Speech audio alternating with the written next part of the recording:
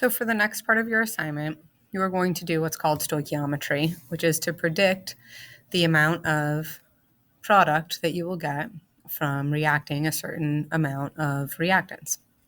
In this case, we're going to revisit the experiment with the steel wool. And so the steel will be our reactant because we don't know the mass of the oxygen. We can assume it was probably unlimited. We're going to start by converting the mass of the steel wool that we used in that experiment to moles. In order to find your data, you're going to want to scroll down to this QR code and open the form where we stored the data earlier this year.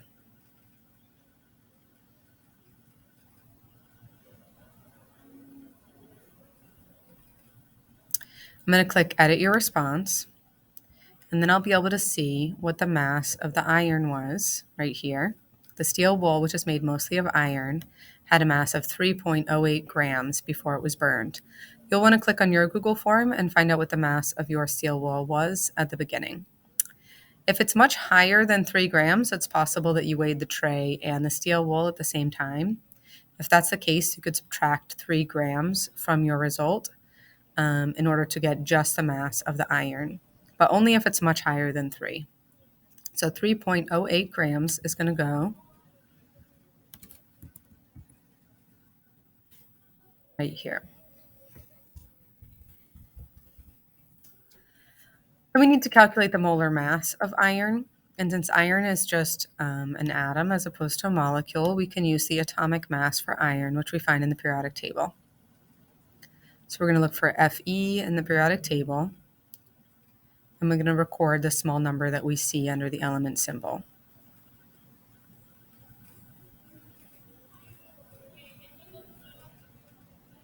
Fe is number 26, and you can see the atomic mass is 55.845, so that's what I'm going to use.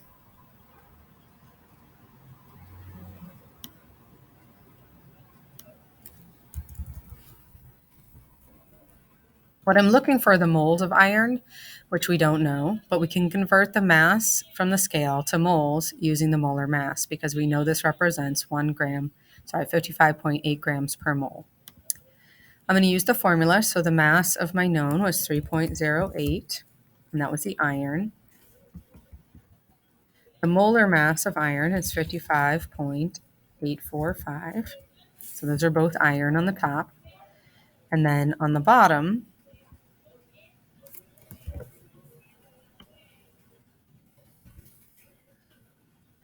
we're going to put the moles of unknown. So that's what we're looking for. I'm just going to use N for that. And the 1 mole that comes from our molar mass, right? So this is saying that we started with 3.08 grams of iron, and we want to know the moles of iron. We know that 55.8 grams of iron would equal 1 mole. So these are both ratios or equivalencies. We're going to cross multiply, so we get 3.08 times 1. That gives us 3.08. We get N times 55.845. So we need to divide both sides by 55.845 to get our answer.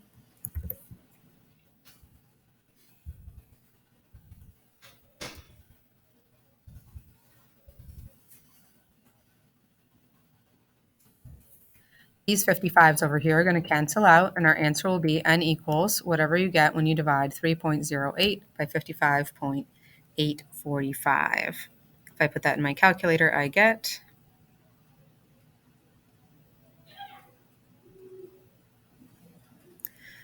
about 0.055 moles of iron.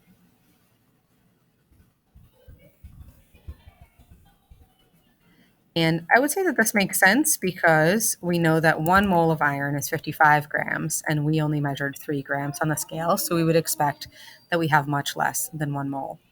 This piece of information is then going to be copied and pasted to the next slide, which I will put on the next video.